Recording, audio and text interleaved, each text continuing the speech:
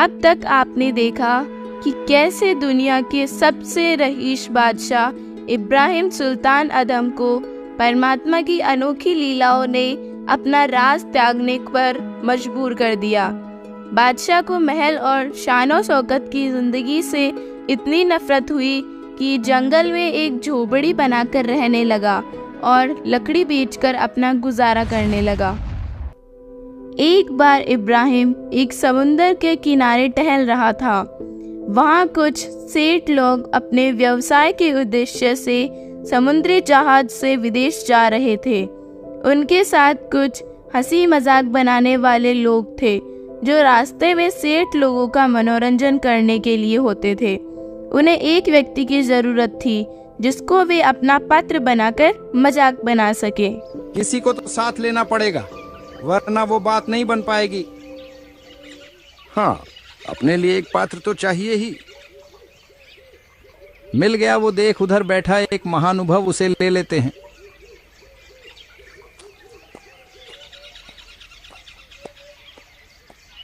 ए भाई, आप कौन हो और क्या करते हो? भाई मैं तो फकीर आदमी हूँ और अपना मजदूरी करके जीवन यापन करता हूँ। ये ठीक रहेगा, इससे 2 रोटी चाहिए, वो हम दे देंगे।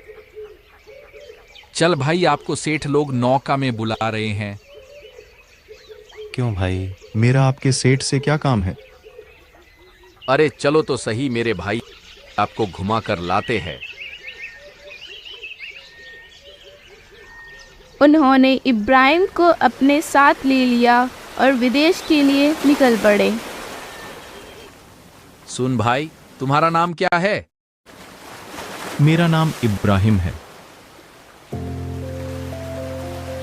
कुछ दूर जाने के बाद कवि लोग अपने चुटकुले शुरू करते हैं। अच्छा सुनो भाई लोगों, एक बार इब्राहिम ने रोजा रखा। इसने अपने पिता से पूछा कि पिताजी मैं ऐसा क्या खाऊं और क्या पीऊं कि मेरा रोजा भी न टूटे और मन भी भर जाए। तब इसके पिता ने कहा कि तू मेरे से लात भूसे और जूते खा ले और जो गुस्सा आए उसे पी ले, इससे तेरा रोजा तो नहीं टूटेगा, बाकी सब टूट जाएगा।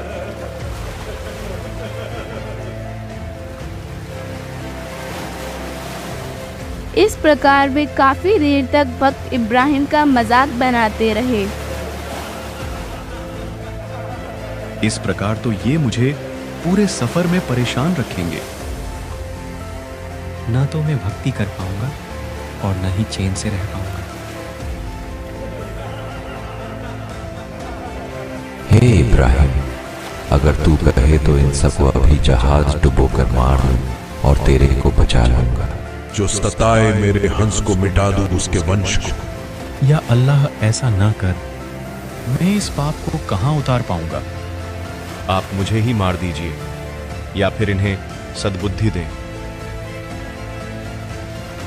सेठ और कवि डर गए और इब्राहिम के चरणों में गिर गए। हे भाई, हमें क्षमा करो, हम आपको जान नहीं पाए। आपने मुझसे पहले पूछा ही कहाँ था सज्जनों। हमारे से गलती हुई है भक्त जी, हमें माफ कीजिए। मुझसे नहीं, उस अल्लाह से माफी मांगिए, मेरी क्या औकात है। माफ करना भाई, क्या आप बादशाह सुल्तान अदम ही हो क्या? नहीं भाई, मैं अब भक्त इब्राहिम हूँ। आप मुझे वापस मेरी कुटिया पर छोड़ दो। सभी कांपने लगे और इब्राहिम से माफी मांगी। उसके बाद सभी ने इब्राहिम से ज्ञान सुना और उसे वापस छोड़ने आ गए।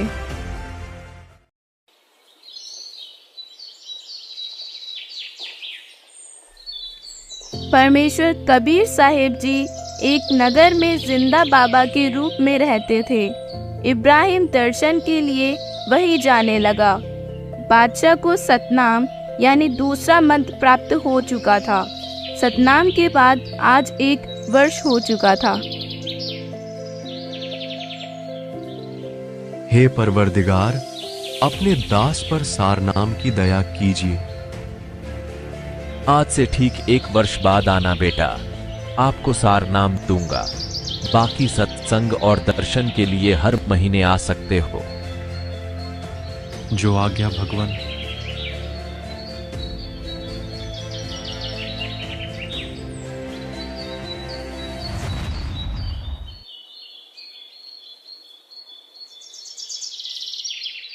हे मालिक, आपका दास सार नाम के काबिल हुआ हो तो दया कीजिए भगवान। बेटा 1 वर्ष और सतनाम की भक्ति करो। सारनाम के लिए 1 वर्ष बाद आना। जैसी आपकी आज्ञा गुरुदेव।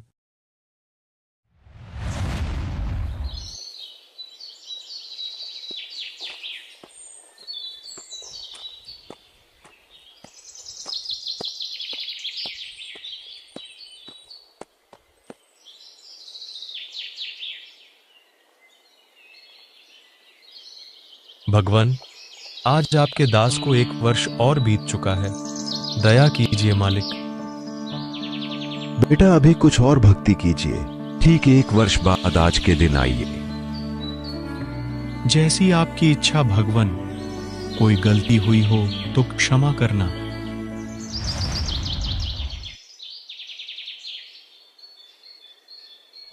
ग्यारह वर्ष बीत चुके थे। इब्राहिम सारनाम के लिए आ रहा था।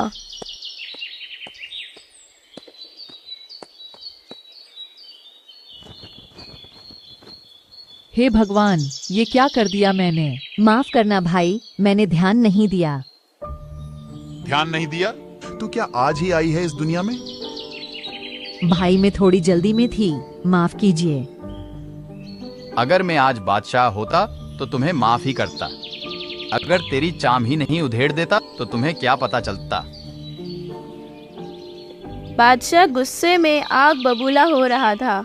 इब्राहिम ने कपड़े साफ किए और आश्रम पहुंच गया। उधर से वह बहन भी उसी आश्रम के लिए आ रही थी। महिला ने इब्राहिम को देखते ही पहचान लिया। गुरुदेव, क्या यह व्यक्ति भी आपका भक्त है? हाँ बेटी, ये तो कई वर्षों से मेरी भक्ति कर रहा है। गुरुदेव, वो क्या है कि आज जब ये आ रहे थे तो मेरे से एक गलती बन गई। मैंने गली में नीचे ध्यान नहीं दिया और गलती से सफाई का कचरा इनके ऊपर गिर गया। अच्छा, फिर क्या कहा इसने? गुरुदेव, ये तो बहुत गुस्सा हुए बोल रहे थे कि अगर मैं आज बादशाह होता तो तेरी चाम उधेड़ देता। अच्छा कोई बात नहीं बेटी, ये पहले बादशाह ही था। इसने मेरे लिए बलख बुखारे का राज त्यागा है। वह महिला और भक्तों में जाकर बैठ गई। सत्संग के बाद सभी चले गए। हे भगवान, अगर आपका दास सारनाम की भक्ति के काबिल हुआ हो तो रहम कीजिए प्रभु। बेटा अभी तो आप बादशाह हैं।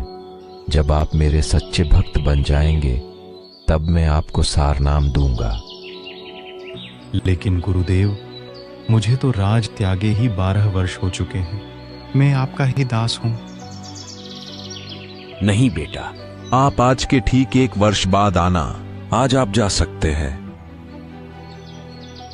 इब्राहिम बहुत दुखी हुआ और रोने लगा।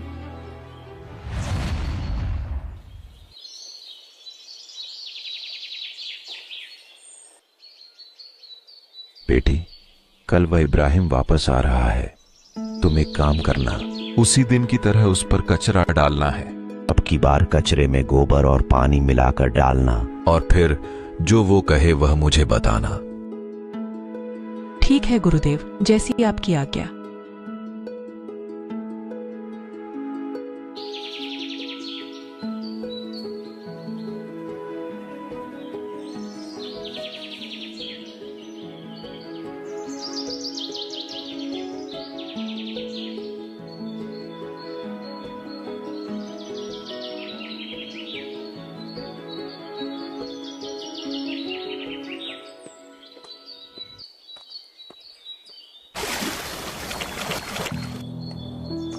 अरे भाई माफ करना भाई, गलती से गिर गया।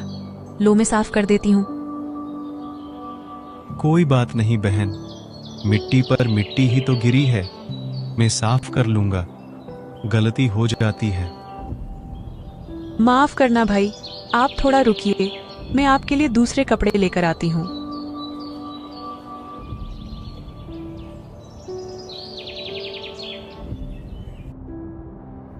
महिला नीचे आती है, इतने में बादशाह वहां से चला गया।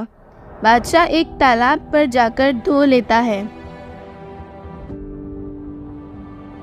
क्या हुआ बेटी, किया आपने अपना काम? हाँ गुरुदेव, आज तो मैं गदगद हो गई। उसने कहा कि कोई बात नहीं, मिट्टी पर मिट्टी ही तो गिरी है, मैं साफ कर लूंगा। और मैं नीचे दूसरे कपड़े लेकर आई, इतने में ये वहां से आ गए। अच्छा, ठीक है बेटी।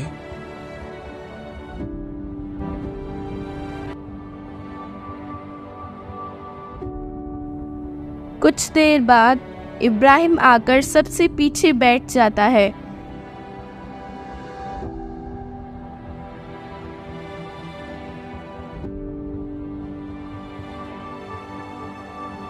सबके जाने के बाद इब्राहिम आगे आता है।